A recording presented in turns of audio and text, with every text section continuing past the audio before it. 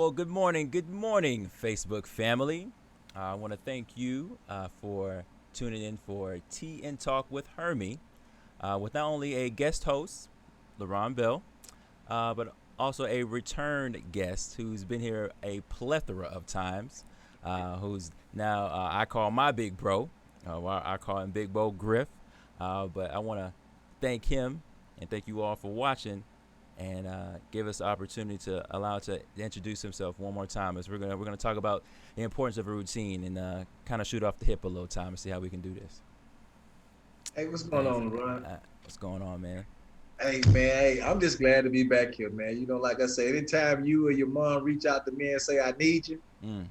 hey, I'm retired. I ain't doing that. So, just for people that don't know me, I am Garrick Griffin. I'm a retired military veteran. I ain't gonna throw rank out there. I'm just a retired military veteran. I did 30 years in the military. Mm.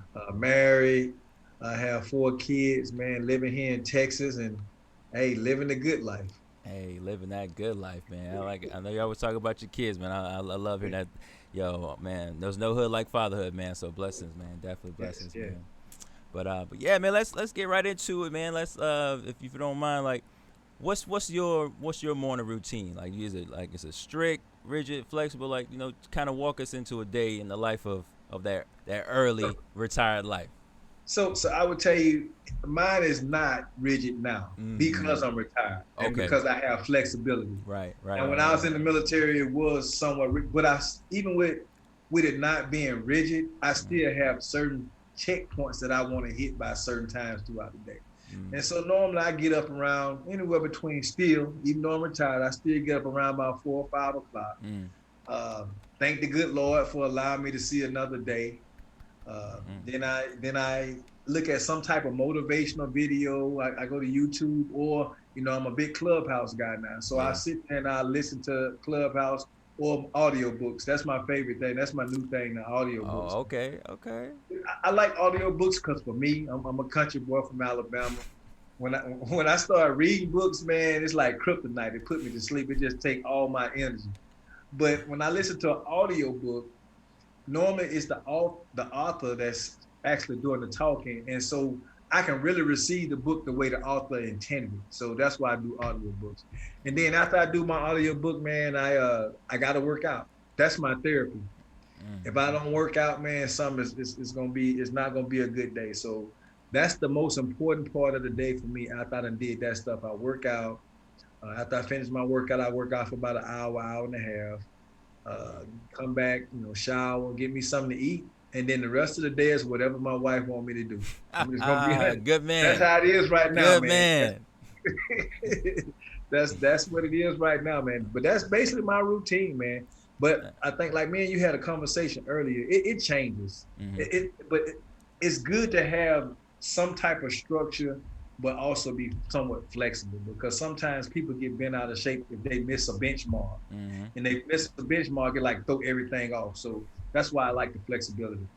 Oh man, you preach to the choir, man. Cause I'm aging myself here. In my 32 years of living, I have not consistently stayed with a routine. Probably the years I've been in high school, maybe I can't even tell you. Like I was always like, okay, I'm gonna wake up at this time. I'm gonna go to class. All right, then after I get out of school, I'm gonna do this, and then after I get out of school, I'm gonna do this. Oh man, I overslept. Oh man, like what I'm gonna do? Like it's always been a back and forth. But like you said, man, it's very important to have that flexibility and also to not beat yourself up. Yeah. Those times when you miss on those I, little I benchmarks. think a lot of people, man, they do. I think people put too much pressure on themselves to complete certain things, man, and and I just think it's undue stress. It's undue pressure. But having a strip map based or checklist, Mm-hmm.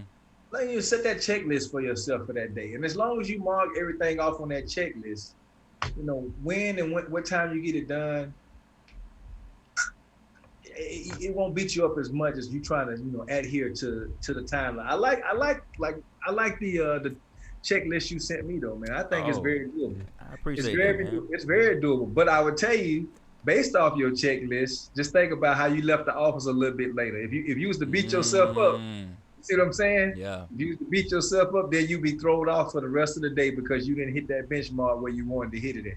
But look, we still here on the screen. We We stay still here. making it happen. Yeah, we definitely. You're right. Nah, you're definitely right, man. And you know what? Now, when you just saying that too, I realize too, because I'm a math guy, I'm a numbers guy, so I always love like just seeing numbers, especially of course, raise hoorah military time. I wrote the routine like with the 0400 and stuff like that. But Yeah. after hearing what you just said, it's actually better mentally preparing me to look at it more of like these are the things that I want to do throughout the day, and the exact times that they may happen, you know, ain't the biggest thing. As long as I get them done, at a good opportune time, I, wake up, pray, thank God for blessing me for another day.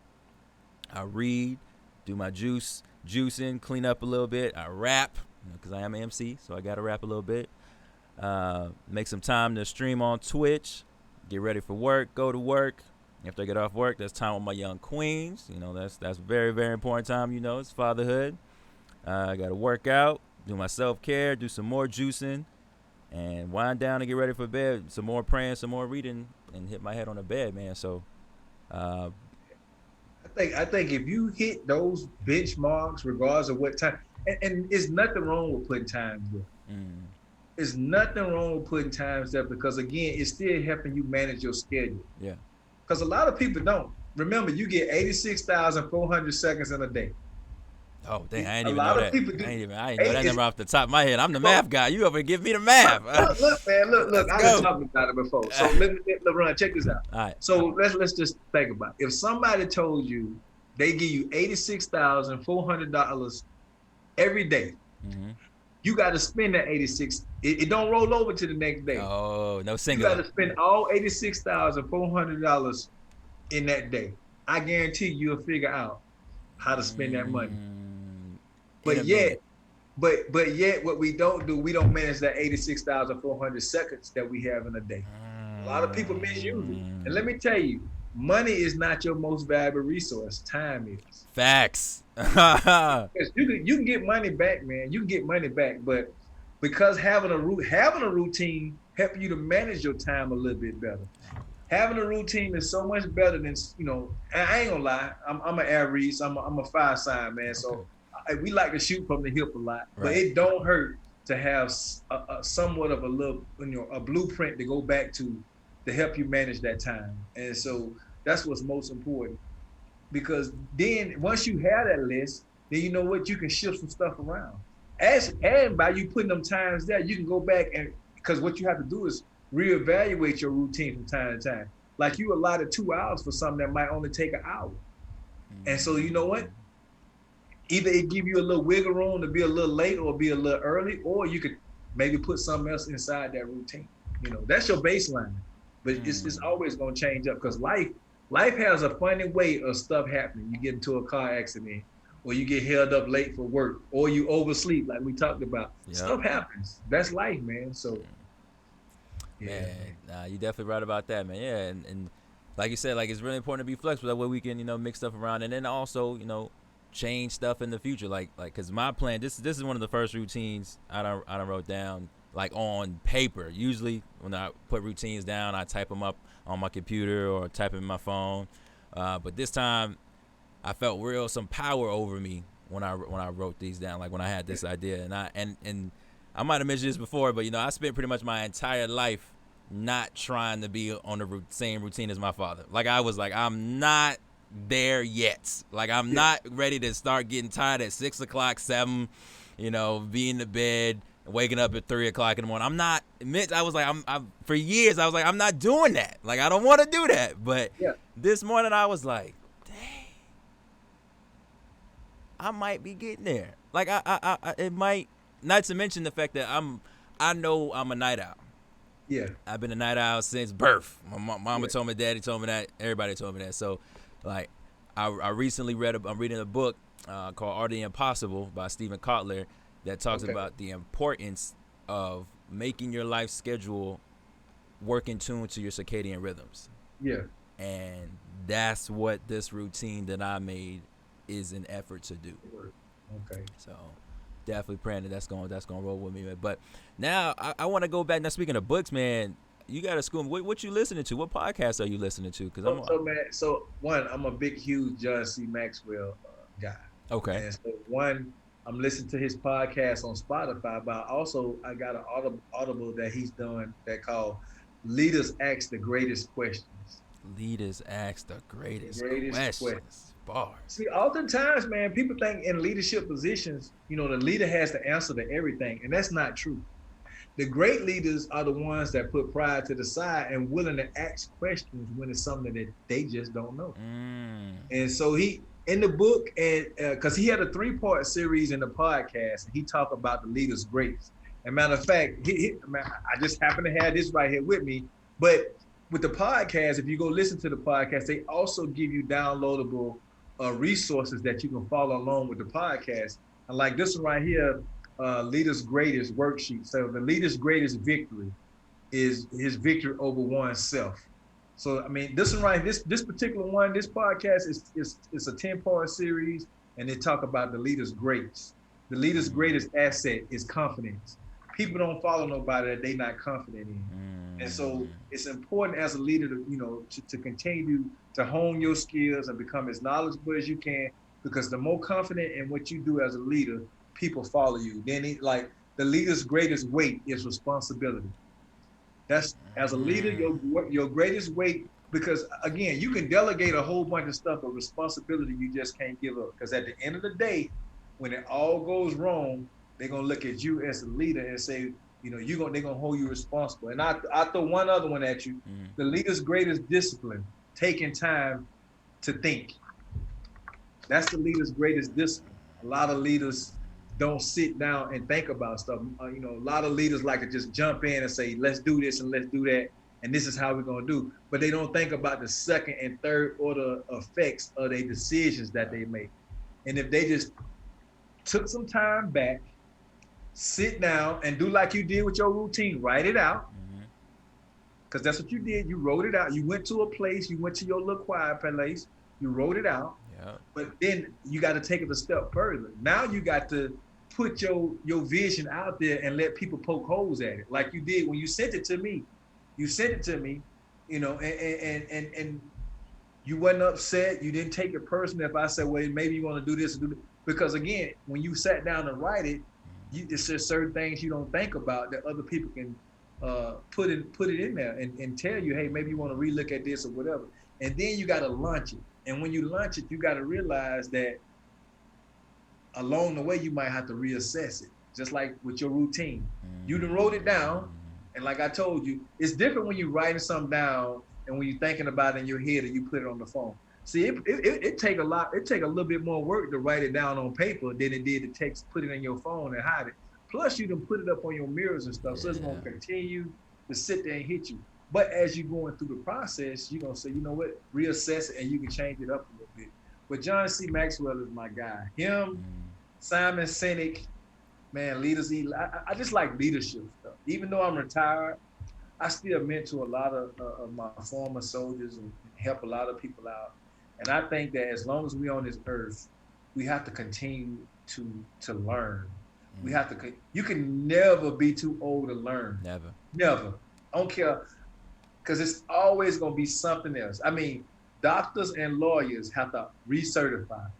Soldiers in the military have to recertify on certain things. They have to maintain certain certifications. Why? Because stuff changes constantly. And if you don't change, one of my favorite books, I don't know if I told you about this book, but it's a book called Who Moved My Cheese? Oh, man, that was my NBA book. Oh, I love that book. It's a short book, but it's deep. Look, man, those are the best books, the simplest books. That book has so much impact. So, yeah, it's like for most psychologists, it's mostly a requirement in a lot of psychology classes, but it's a book about change. Every time I got ready to go to a different organization, I always reread the book. But I had a leader a long time ago introduce it to me. But even if you don't want to read the book, you can go on YouTube. They even got a video for it. I remember when the book was first introduced to me, I said, man, he's playing with my intelligence. It's like a little kid's book. But the book was designed to get the smartest to the least educated person. It don't make a difference what your educational level is. Anybody should be able to understand this book, and this book is awesome. And I always tell people, even though I done read that book, I to this day, every time I'm getting ready to do something different, I always refer back to that book because I have to remind myself constantly that regardless of how stuff was last week or last year, it's gonna change. It's gonna So you got to change. constantly be evaluating, like the cheese. He had to constantly, the mice, they kept on evaluating that the cheese was going away. With us as the humans, and it's funny, like he said, the little people in the book, they supposed to be smarter than the mice, based off what society would say. But sometimes you go over. They was doing a whole bunch of overthinking, and while they was doing all this overthinking, getting hungry, the little mice that went on. They didn't realize that the cheese ain't coming back, and they done went in the maze and they done found a bigger supply of cheese. So all right, man. I'm sitting up here reading the book now. Man, give it to him, man. Like those out there, if I'm not mistaken, I had to look it up to remind myself. I believe it's Dr. Spencer Johnson. Johnson, yeah. Yo, like I'm not gonna lie, that book changed my college career. Like I'm not gonna be honest. If a book doesn't rhyme or have math in it, historically I wasn't reading it. I'm just gonna keep it a buck. So that was one of the first books that like left a sound impression mentally and like you said, I really appreciated how like blunt, straightforward, and simple like the format was, because I remembered it. Like I remember like it was a way of telling you like, yo, you gotta move, you gotta adapt to change. Like adaptation, especially in business and life, is so important. Just think about you as a rapper. Rapping is like you said, you like to inspire, but you like to rap. Rap has changed so much from the Sugar Hill game to now. The hip.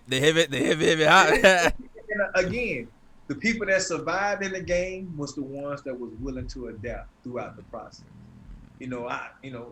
Much as some people might say, but you know what? I seen the evolution of Will Smith. I seen the evolution of a lot of the people, the Drakes.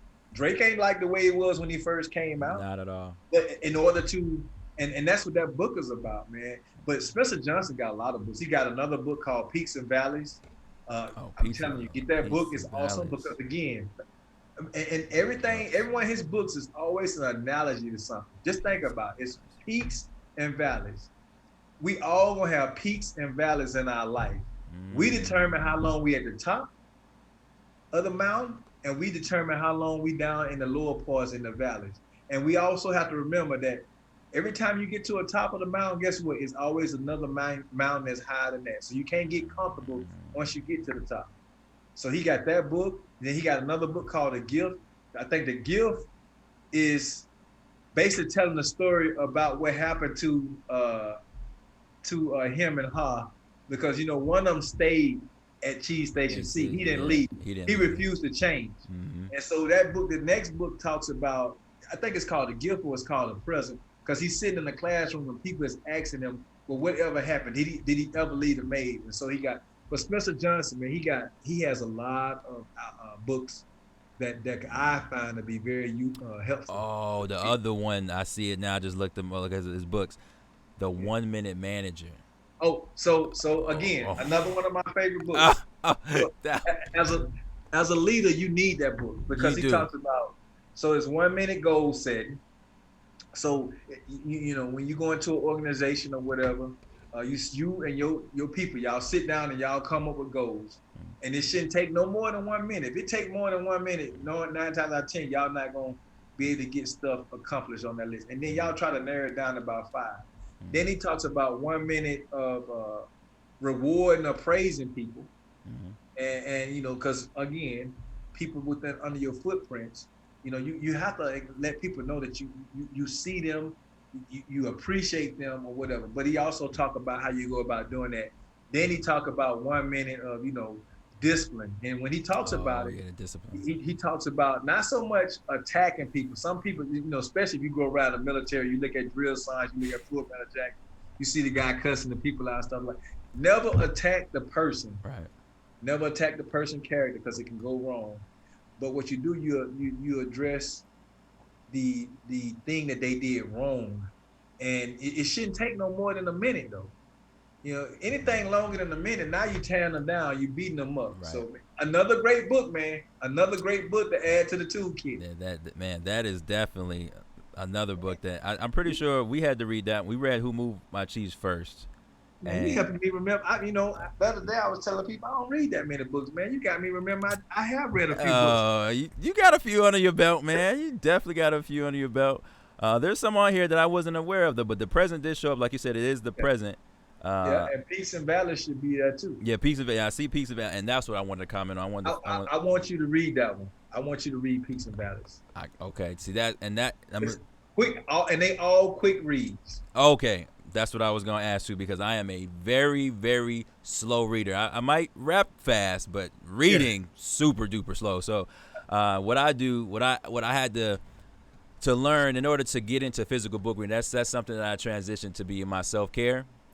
And the main way is, in order to get myself used to reading, was I switched off what I typically do when I eat. Like when the meals I eat, or when I juice, and we'll have to have another next time. It's just me and you, being big bro. We're gonna talk about juicing, but man, talk to me. But no, I eat and read, and that's something that, like, it sounds kind of funny.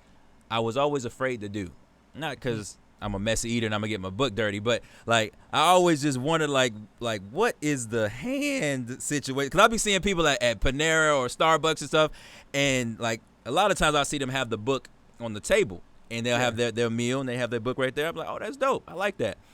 But then, like, I tried that, for a while, and like, especially when it's a smaller book, it's like when you first start the book don't sit on the table like that first couple pages. So I was like, okay, I'm gonna try to hold my book and then eat my food, and it's like I just, my mind was just overthinking it. So now I finally got to that level where I get at least 3 to 5 pages, like a short little meal, short little snack. And then sometimes what I'll do too, like if I got my break long enough after I'm done eating, I'll just keep reading.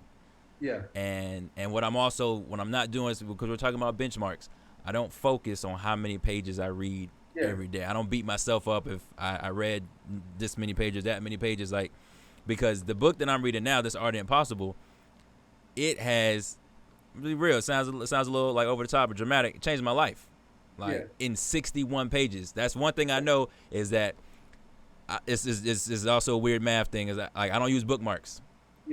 In order to encourage my mind to memorize not only what page I'm on, but where I'm at in the book.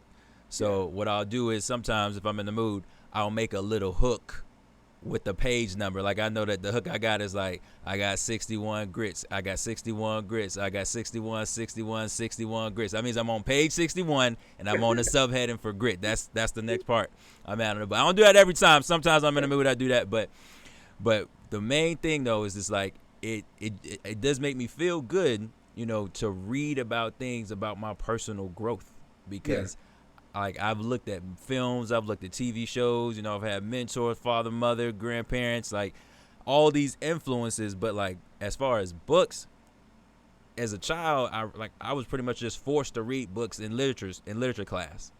But when it was a book that interests me, like I was talking before about, I wasn't kidding about that rhyme thing. Like, one of my favorite authors growing up since a child is Shel Silverstein, who wrote like Falling Up and The Sidewalk Ends and all those nursery rhyme books. Those books like helped me to escape, and the rhyme, of course, helps my mind to just flow with it. But this Art Impossible book, though, man, not to mention Who Moved My Cheese, like when I'm reading a book that is just, it's like feeding my thirst for knowledge. I gotta write this down, man. Art of the Impossible. The Art of Impossible. The Art of Impossible, and the premise of what that book is preparing you mentally and physically for completing something that we thought was impossible. Like, just prime example, like, you just make a sporting analogy. At one point in time in skateboarding, nobody would have ever thought that somebody could go up in the air and spin 900 degrees in the air. But then after a certain amount of time, Tony Hawk did it. Surfing, nobody would have ever thought that we was gonna get on surfboards and surf on wakes or waves over 25, 30 feet. It happened. Even you think about successful authors, like think about, like, when you get to a level of success in your life, and of course we all have different definitions of what success is, but in order to do things that at one point in time we as society thought was impossible, it takes a process to get there. Yeah. And one of the main things they talk about in that process, what we talking about today, is routine, man, and like, how important it is, to stay with it. And there's one little quick story I'll put out from the book. That's the one that really influenced me the most. And my apologies to the company owner, whoever named this company. I'm probably pronouncing the company wrong, but I think it's Patagonia. Yeah. And one of their things was, one of their biggest things for all their full-time employees, they allow their employees to choose their schedule. Wow. Whether they work first shift, second shift, third shift, combination of shifts, they allow you, the employee, to choose your schedule with no, like, hey, like, as long as you work during that time and you get to work during that time, you can work that time, which of course has two really important situations. It allows you to make your schedule based off of something that we as a people don't get enough of. Is really important: sleep. Yeah. And then, relating to sleep, having a work schedule to go in tune with your circadian rhythms. Mm-hmm. Because when you do that, like when your mind, body, and spirit are all on the same page, and then you got work, and they promote this one crazy thing too. It's a Pacific based company, if I'm not mistaken, and they have this rule. The CEO has a rule that if a wake or a wave comes up, and we going, like, you can, wherever you are at your job, you can take a break and go hit that wave. Yeah. And he has a quote. It's like, they was like, yo, like, how, like, Mr. CEO, how can you possibly allow your workers to take breaks and blah blah blah? And his response was, let my people surf. Yeah. Like let them surf, and it's great too, because it allows you to do something that you enjoy as exercise. There's so many benefits to exercise, like you said. You get in your exercise every day, and it's therapeutic, man. So that's my goal. That's but see, guys like that will always be successful because they go against the norm. See, society would tell you that you got to have this schedule, you people got to do this, and the reason why the Amazons and the Googles of the world have been successful, because they do stuff completely opposite of what people. It's because Google is like, Facebook is like that. Yeah. Elon Musk, man, is crazy. As crazy as that dude is. Right. But again, man, I believe in, that is a testament of a great leader, a servant leader. When he or she can come up with ideas that might be outside the box. And that it's another book I read, Thinking Outside of, because that's a lot of times, man, people don't like to go outside the box. Right. And the difference between the successful people and the non-successful people most of the time is the successful people thought outside the box, or they were smart enough to have some people in their organization to help them think outside the box. So I think that's awesome, man. I definitely wrote that book down. And I definitely got to get it, because it sounds almost like this other book that I read too, called Atomic Habits, because atomic atoms, small, but small continuous routines turn out to be big things. Yep. And so people are always looking for success. It's not about the success, it's about the process. Because just think about a lot of people. If everybody, first of all, if it was easy, everybody would do it. Facts. If I was to give everybody $1 million today, most of them be broke by the end of the year because they didn't earn it. Compared to the person that worked hard for that $1 million, they'll double it, if not triple it or whatever, because they appreciate it. And so, that's what it's just small habits, man. People always talk about motivation. Motivation is temporary, man. Discipline is what gets you through stuff. Discipline is from following routines. Because discipline will make you do stuff on days when you ain't motivated to do it. So I mean, everybody always like, man, you motivated, man. I ain't always motivated. I just know I got to do it. Right. Man, that's what it is, man. We just got to do it, man. Ain't nothing but to do it and do it, man. But man, I just looked at the time, man. We already at time already, man. I thought we just started the conversation, man. Like, I'm telling you, man, when you having good conversation with good people, it just be like that, man. So, like I say, man, I always appreciate the fact that you and your mom reach out to me and allow me to come over here and just gab. I got to get the gab. This is something you need to get your mom to do Zooms or StreamYard. That's what I've been trying to get her to do. She want to do that live thing. I said, all right, now it's time to upgrade. You're gonna have to do a class on it, man. I'll do that. And you're right though, because one time we actually did have to do this for her. She had a situation where they couldn't go live, so yeah, we did do that one time. But definitely, I definitely do got to get her up on that. Definitely, and I will do that. Me and my guys, we use StreamYard, and I like it. I mean, I have a guy, he be behind we call him Oz, like the Wizard of Oz. So Oz is the man behind the curtain, and he monitor all the questions and all that stuff. But I just like the way StreamYard does it. You can either do it live or you can record it like we're doing right now on Zoom, man. But hey, man, I appreciate the fact that you thought about me and wanted me to come on here and share your routine with me, man. I tell you, keep on doing what you're doing, man. 32, man. You got me beat, man. I wasn't even close to where you was at. That's all I can tell you, man. I know you don't think you there, but you'd be surprised, man.